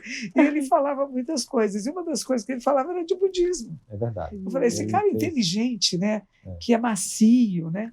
E eu falei, que interessante, fala do inconsciente coletivo, que era uma coisa que me seduzia muito. Pensar que tem um lugar que todos nós estamos em comunicação constante. Você perceba ou não, você está se comunicando. E por isso que a gente fala do inconsciente coletivo, porque na hora que esse inconsciente se torna um consciente benéfico e que tem esperança, nós estamos modificando a força da Terra, a vida da Terra.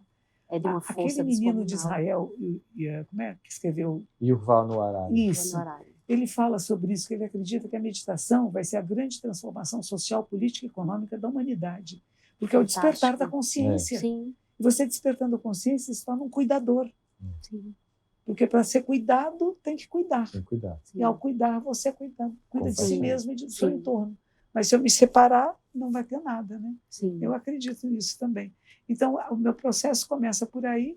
O Jung foi bem importante para mim nessa época, os arquétipos. Começou olhando para os olhos de Jung, depois para o que Jung viu. E aí acabei em várias circunstâncias da vida, acabei indo morar nos Estados Unidos. E nos Estados Unidos, um vizinho de 86 anos, que também gostava de comprar os best-sellers, para saber o que a humanidade está lendo. Sim. E um dos livros era Alpha Brainwaves, Ondas Mentais Alpha. E nesse livro era uma repórter, ela entrevistava um monge zen e perguntava a ele. Dizem que quando está em prática profunda de meditação, está em estado alfa. Hoje, os centros de psicologia podem colocar eletrodos e induzir o estado alfa. O que o senhor acha? Não acha bom que a ciência faça isso? A resposta dele é a chave de mudança da minha vida. Se a ciência diz que é possível, é porque é. Mas por que entrar pela janela? Eu falei, eu quero a porta. Eu não quero eletrodos. Exatamente, provocando. Como é que eu entro nesse estado? Estou entrando. Sim. Eu meditava um pouquinho por livros, fazia Self-Realization Fellowship para Mahansa Yoganandaji, que é bem interessante, mas será que eu estou fazendo certo? Aí fui lá procurar na lista telefônica Zen Centers de Los Angeles. Eu morava em Los Angeles. Fui lá visitar e falei, é isso aqui. Isso dá sentido à minha vida. Era uma jovem de cabelinho, não tinha monge, não tinha ninguém careca lá. Não. E comecei a fazer prática meditativa e falei, que interessante. E minha mãe, ela se questionava muito, minha filha, porque eu comecei a querer ser monge, vai para a igreja católica, você é família católica, isso aí deve ser lavagem cerebral. E aí ela leu o livro do Erich Fromm, Zen e a Psicanálise. Então, o Erich Fromm convenceu minha mãe que o meu caminho não era... Porque eu falava para ela, eu preciso de mais sabão para lavar a cabeça, mas tem tanta bobagem aqui dentro, eu preciso limpar isso. Né? E aí ela acabou me dando a benção. Enquanto ela não me dava a benção, o meu professor não me aceitava como monja. Ele dizia, você não está pronta, você não está pronta. E Buda dizia isso, você só pode ser monge se seu pai e sua mãe concordarem, porque eles vivem em nós. Não é o personagem... Vivos ou mortos, ele dizia. Vivos ou mortos, porque estão dentro de nós. Você vai fazer alguma coisa que é contrário ao pai e à mãe, às pessoas que criaram você, que puseram princípios em você, você não vai dar certo. Tem que ir de acordo. E aí, um dia, minha mãe liga e diz assim, minha filha, já entendi, você está servindo a quem eu chamo de Deus. E seja qual for a tradição que você vai, é Ele que você serve e eu te abençoo. Bati na porta da sala do meu professor, ele disse, entre. Eu não falei nada, ele disse assim, vamos marcar a sua ordenação. Ele sabia, sentiu que... Ele sentiu. Porque eu estava convencido, convencer minha mãe, eu me convenci. Sim. É verdade. O olhar já dizia, né, moça? O brilho no olhar já dizia. Ainda quando volto para o Brasil, depois disso, meu pai ainda era muito brincalhão, mas ele brincava para destruir algum pensamento. E ele começou a brincar de Buda, não sei o quê, e ele viu que eu fiquei bem sério e falei, papai, isso não. Nunca mais fez uma brincadeira. Porque eles entendem, pai e mãe conhecem a gente. Se eles gostam da gente, a gente gosta deles, né? Tem uns que têm problemas, né? Mas se é uma relação de afeto, a pessoa que gosta de você, que você gosta dela, vendo que é uma coisa séria para você, não vai ficar querendo fazer brincadeira. Escutando a senhora falando isso de tão bonito, né? Porque a gente viu assim, a força do honrar o pai e a mãe. E o quanto parte de alguns dos jovens que vivem hoje no mundo e se sentem perdidos e desenraizados, porque numa tempestade, tipo, os problemas da vida, se eu não tenho raiz, eu sou a primeira árvore que tombo. E raiz é família. Então, muitos desses jovens que estão desistindo da vida é porque estão desenraizados. Porque se a minha referência, em vez de ser meu pai e minha mãe, é o carinha que eu estou escrevendo no TikTok, qual é a consistência que eu tenho para suportar o mundo? Então, suportar a vida se trata de desenvolver em si habilidades para dar conta do mundo, para dar conta da realidade, para não estar negando nem fugindo, para ser um adulto na própria vida, sabe? É para a mãe que está no avião, a gente estava com um casal no avião, o menininho estava no colo do pai. E a moça que estava junto comigo ficou brincando com esse menininho, ficaram numa amizade incrível, ela é criancinha, né? Os dois brincaram, a criança não chorou, foi um voo maravilhoso. E a mãe ficou o tempo todo, depois do corredor, num joguinho de cartas no celular. E tinha uma página com uma outra criança. Pois é. Falei, que pena, né? Que pena, porque essa criança só queria atenção e afeto. Isso é um aborto afetivo. E a jovem que estava, a moça que estava me acompanhando, deu a atenção que ele queria, os dois caras felicíssimos. O pai ficou tranquilo e a mãe não está nem aí, porque ela estava fazendo a paciência dela no celular. Isso a gente lastima um pouco, né? Sim. Porque é tão rápido o crescimento de uma criança, de você não aproveitar esses momentos, que a criança quer o afeto, quer o abraço. Eles falam do canguru, né? Que eles falam, pô, nenenzinho, que nem um canguruzinho no peito, né? Como é importante para nós humanos isso, né? Sim. E a pessoa preocupada consigo mesma, quero me distrair, não quero choro de criança, não. Porque tem algumas pessoas que pensam que teve um bebê reborn, né? Eu desligo ele, aí eu não quero. Aí agora, eu quero ligar porque ele terá uma foto e botar na internet, mas agora eu quero desligar. E não é filho de casal separado, que você só vê o pai no final de semana. Exato. Tem o tempo inteiro, tem um trabalho que dá por trás, mas também é muito venturoso todo o trabalho. As relações, você tem que estar fazendo gestão das relações. Isso. Só que a solidão é muito mais dolorosa. Nós temos que saber dividir o nosso tempo entre a nossa empresa, a nossa família, nossos filhos e a nós mesmos. Esse descansar, dormir, ficar sem fazer nada. A gente não faz, eu conheço. A gente tenta. Aquele tempo do ócio que é tão precioso e preciso, né? Então, todos nós precisamos saber dividir o nosso dia, o nosso tempo nisso. E eu falo, quando você está com a sua criança, com o seu filho, está inteiro para ele, não está pensando na empresa, não está olhando o celular. Desliga o celular alguns minutos, ninguém vai morrer por causa disso. E assiste seu filho, nem que seja 10 minutos de inteira atenção, muda muito mais do que ficar uma hora fazendo outras coisas. Verdade. E é isso que a gente precisa. Né, Monja? Eu, por bênção, o marido da minha neta é um desses homens bons, sabe? Que dessa nova geração de pai, que é pai e mãe, que cuida, que leva na escola, que faz comida. E ele foi viajar comigo um dia desse, ele ajuda a fazer os programas para mim, e de repente era o dia do menino jogar futebol, o mais velho. Ele estava preocupadíssimo. Ele ficava o tempo todo no celular, olhando e assistindo o jogo para comentar com o filho, o papai está longe, mas está vendo seu futebol, meu filho. Isso é importante. Isso é importante. Não desligar da relação familiar, tão importante, né? Estamos juntos. Estamos juntos. E, na verdade, não se trata de jogar um balde d'água para aguar o jardim, é de você todo dia colocar uma gotinha. Isso, né? Isso. É se regar constante das relações, para que a gente tenha raiz, para que a gente suporte a vida, a realidade. Mas, Monja, quando é que a senhora não conseguiu ser zen? Não, olha, essa é a pergunta que não quer calar. Eu falei até Galvão uma vez aqui nessa sala. A minha superiora no mosteiro nunca levantou a voz. Eu nunca vi ela ficar brava, nunca falou um palavrão, evidentemente, nunca levantou a voz. Ela foi monja desde pequenininha, com 2 anos de idade, foi entregue para a irmã do pai dela, que era monja. Mas é uma extrema delicadeza, gentileza. Eu ia reclamar das coisas para ela, sempre as mesmas reclamações, reclamando das outras pessoas. Ela dizia, é você que tem que mudar, é você que tem que mudar. E nunca falou, já disse isso, nunca. Não, você tem que mudar. Não são os outros. É você que tem que mudar. O japonesa não me entende. Bom, o que eu faço com as minhas pessoas que chegam até mim? De vez em quando eu fico brava. Falo alto, até de burra chamo.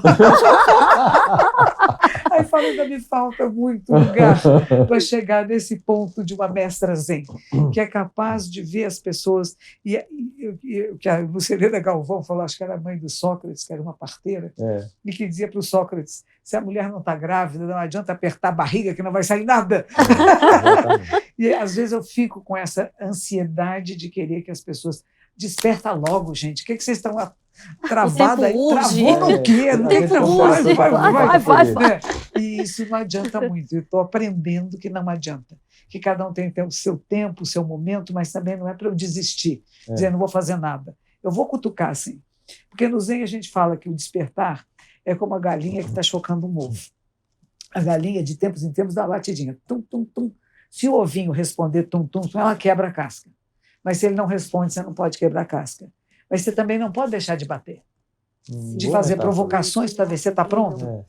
Você está pronto? Você está entendendo o que eu estou falando? Se não está entendendo, você deixa. Sim. Quer dizer, continua aquecendo. Sim. Continua cuidando, não é que abandona. Mas tem um momento que você tem que quebrar essa casca. E nesse momento, essa ruptura que pode acontecer, ela não precisa ser com delicadeza, meu amorzinho, né? Dizer, acorda. Sim. Acorda. Sim. E tem várias histórias no Zen budismo de momentos mágicos assim. Pessoa que está praticando há anos, e de repente ele está varrendo o jardim, uma pedrinha bate no bambu e ele fala: uau! Entendi. Caiu a ficha. A fragrância de um pessegueiro. Sabe, são coisas simples. O outro pergunta: o cão tem a natureza Buda? E o professor responde: mu! E ele acorda.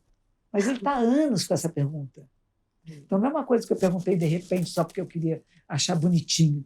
Eu tenho que ter um questionamento em nós. E se esse questionamento não existe, a gente provoca para que o questionamento exista. Então vamos questionar. Vamos contar histórias antigas, vamos contar episódios que provocaram o ser humano a se questionar em mais profundidade. E depois dá tempo, dá aquecimento. Estou junto, estamos juntos. Vamos praticar tocar sino. Mas se tocar sino fosse importante, né? Mas vamos aprender a tocar sino, que é você estar presente no que está fazendo. É a presença. Cada som, você está ouvindo cada som do sino? Você está tirando isso. Está tirando o melhor som, não o seu som do sino, o som do sino está saindo. Então tira o eu. Vamos deixar o seu euzinho meio de lado. Porque a gente fala o eu, não eu. Mas quem não tem um ego muito bem estruturado não consegue. Não suporta, quebra. Por isso que primeiro você tem que dar suporte. Isso. Para depois abrir a consciência. Isso. Senão você tira o pinto antes ele estar pronto, ele morre assim que nasce. Essa dinâmica, como terapeuta eu também já passei muito por isso, assim, de acorda, vamos lá, está tão óbvio, né? Está óbvio para você que você está vendo fora, não está sentindo a dor, não tem todos aqueles traumas, aqueles níveis de sabotagem que a pessoa tem. Mas o objetivo é esse aqui. Aquilo, a gente, quando a pessoa nos vem, quando dá, é justamente isso. É essa humanização, né? Do processo da busca, desse crescimento da gente, de entender que tem dia que a gente consegue ser aquele mestre acolhedor, tem dia que a gente quer, eu estou sem paciência para você se queixar de novo pelas mesmas coisas hoje. E tem dias que a gente precisa ser acolhido. Que acolhido, que a gente vai estar querendo colo. E de repente vem da pessoa mais inesperada, né? Sim, verdade, verdade. Tem um segurança em casa que me dá colo, você acredita? Pois é. Tá vendo? De repente, um dia eu estava brava lá, eu ia brigar com um aluno, que é um monge meu, e ele olhou para mim e disse assim, menos, ele fez assim,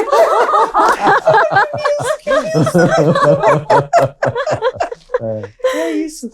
Quando a gente é um eterno aprendiz, a gente tem a humildade de aprender com qualquer pessoa, porque todos têm o que ensinar, né? Todos, essa capacidade que as pessoas têm de estar olhando, vendo, visualizando, é algo muito bonito. Tem um moço que trabalha comigo também, ele ajuda a passear cachorro. Ele via que eu falei assim, hoje a monja está quente, hein? Está brava. Falei, respira, monja, respira. E o amigo dele nem respirar, sabe? Fala, suspira, monja. Suspira, pelo menos. Eu estou bravinha andando na rua, suspira, monja, respira. Porque eu estou naquele ponto, como você fala, eu começo a aceitar muita coisa, querer fazer tudo, e vou ficando exaurida. Então vou ficando brava. Porque a minha maneira de expor, estou cansada, foi braveza. É para quem estiver perto. Quem estiver perto leva, né? Quando eu estou nessa, eu lembro assim, quem foi que aceitou os convites? Rossandra. Pois então, né? É isso aí. Rossandra é muito isso. Então, por que aceitou tudo? Quis fazer tudo na corrida. Aí tem hora que você faz... Ok, aceitou, vai lá e cumpre, e agora aprende a dizer não para a sua própria alma poder suportar. Tem que saber dizer não na hora certa. E sem culpa. Sem culpa. A coisa é essa, como é que a gente não se culpa por negar alguma coisa que naquele momento não era adequada. Ou para postpor, né? Fazer depois. Vamos fazer o mês que vem, o ano que vem podemos fazer. Vamos aguardar um pouquinho. Por isso a nossa gratidão da senhora não ter dito não. Nada, com você nunca. Com vocês nunca. Ter vindo aqui. É uma alegria. Gente enorme. Eu sabia que ia ser bom para mim. Meu Deus. Então, pra gente mais também, ainda para a gente. E para quem vai, né? Monja, como eu sou cantora, então eu sempre puxo para o lado da música. Existe uma música que a senhora poderia definir assim como a trilha sonora ou uma das trilhas sonoras da sua vida? Uma música que te tocou, que quando você escuta, você a senhora lembra da sua trajetória, que te conecta imediatamente? Lógico que a senhora está sempre nessa busca e nessa conexão, mas existem músicas que nos conectam muito rapidamente com o divino, com o sagrado? Existe? Não, tiveram muitas. Teve uma época da minha vida que eu fui morar em Londres e que eu comecei a ouvir músicas em inglês, em rock and roll, coisas assim. Sim. Então tinha do James Taylor, de Carole King, You Got a Friend. Não é uma coisa linda? Essa foi a primeira que deu um grande despertar. E depois tinha Bob Dylan, né? Nossa. Blowing in the Wind, né? Nossa. Então tinha muitas músicas dessa época que foram muito importantes para mim. Esse Like a Bridge Over Thunder Water, né? Como uma ponte sobre águas turbulentas, eu vou me deitar para que você passe, né? Então essas todas são de uma geração, de uma época da minha juventude que fizeram uma grande diferença. E quando eu volto para o Brasil, tem os Mutantes cantando. Eles cantavam aquele do louco, dizem que sou louco por pensar assim, mas louco é quem me diz que não é feliz. Então essas foram algumas delas. Depois tinha o Yes, Pink Floyd. Nossa, Pink Floyd, o que era aquilo? Nossa. Porque aquilo eles eram... Nossa. Não é um outro tipo de... Outra dimensão musical. Aquele que canta aqui, porque eu fiquei muito tempo fora do Brasil, né? Aquele que cantava, eu nasci há 10 mil anos atrás. Raul Seixas, não é uma maravilha? Nossa, o que é isso? Verdade, é filosofia, não é? Eu sou a luz das... Aperpassadas múltiplas e múltiplas. É filosofia pura. E é um questionamento constante. A filosofia, isso a gente questiona sempre, não para de questionar. Agora não questiono mais, agora não estou mais filosofando, está sempre. Tudo que acontece é uma oportunidade de pensar. Sim. É verdade. Né? É verdade. Ai, que bom E você vai cantar? Mais. Pode cantar qualquer uma que eu gosto. Vocês dois cantam juntos? Cantamos. Sim. Ai, nunca ouvi os dois juntos. Eu ouvi ele cantando já no palco, já ouvi. Você não. Vocês estão com música. Na verdade, ela é a projeto. cantora, eu sou o back vocal. Tá bom. Mas eu fiquei muito feliz de conhecer um pouco também do gosto musical da senhora e saber que essas músicas de uma força, de um poder muito grande, fizeram parte, fazem parte da sua trajetória. Música é poesia e ao mesmo tempo filosofia. Uma maneira de estar no mundo, esse olhar. Qual que vocês vão cantar para mim? Agora é desafio. Agora é desafio. Meu Deus do céu. E aí, amor, como é que a gente faz agora? O desafio ao vivo. Tocando em frente, um trechinho, Bora. Né? Bora. Ando devagar, porque já tive pressa e leve esse sorriso, porque já chorei demais. Hoje me sinto mais forte, mais feliz, quem sabe eu sou com a certeza de que muito pouco eu sei, que eu nada sei. Conhecer as manhas e as manhãs, o sabor das massas e das maçãs.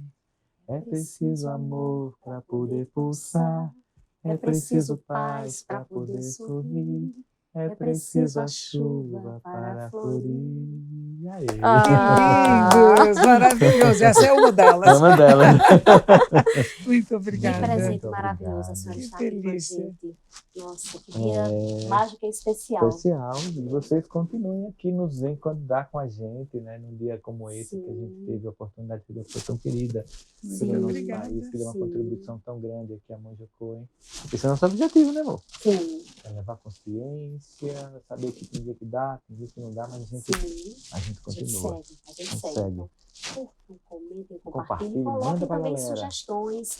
de temas que a gente pode trazer para cá, porque a gente quer construir essa história junto com vocês. E já sabe, para achar a Monja Coen, pô, só tem uma Monja Coen. Só tem essa Monja Coen. Ela é única. Única, né? Ela é única. Para seguir e continuar sorvendo toda essa beleza que vocês viram aqui nessa mais de uma hora. Obrigada, gente. Que lindo.